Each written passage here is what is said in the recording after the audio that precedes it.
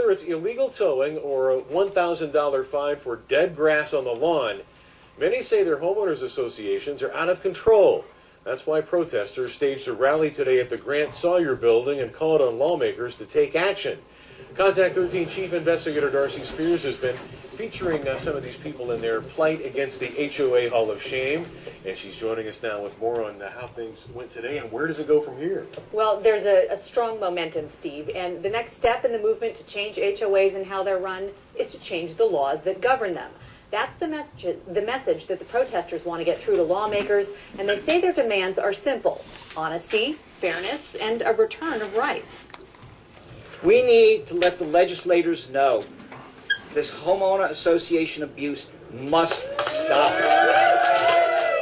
Anyone who buys a home in a homeowners association knows they're giving up some of their rights. But these folks say things have gone way too far. That I'm tired of the bully boards, and I want HOA boards to start treating people like human beings and stop pushing them around. Protesters say HOA rules, regulations, fines, and fees have turned into a tool to bully homeowners and enrich HOA boards and their attorneys.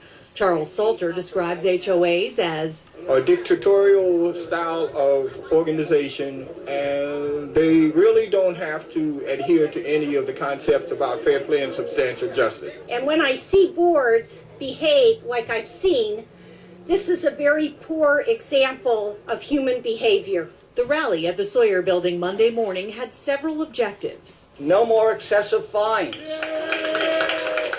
The group wants legislators to cap HOA fines and collection agency fees, monitor HOA boards, and eliminate what they call kangaroo courts, the hearings where boards rule on violations and impose fines. It's very, very concerning, and you can see your freedom slowly but surely being usurped by a group of people who really, I don't think, are acting in the best interests of our community. They want board members trained on the law and their responsibilities to homeowners.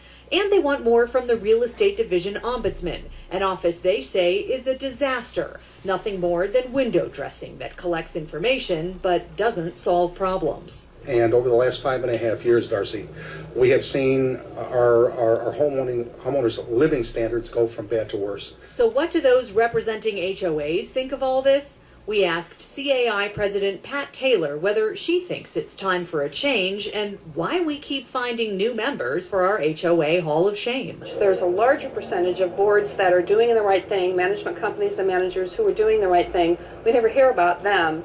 We just hear about the small percentage. And is there room for change? Absolutely. And we look forward to that and we applaud that.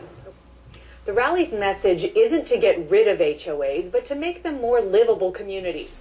Expect to hear much more about this when the legislature begins taking testimony as the new laws come up for debate.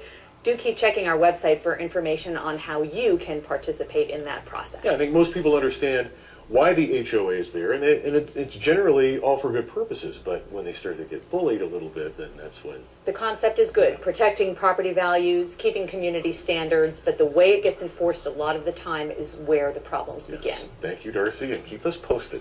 There'll be more. And by the way, if you would like to make a nomination to Darcy's HOA Hall of Shame, you can send an email to Darcy at 13investigates@ktnv.com. Positive.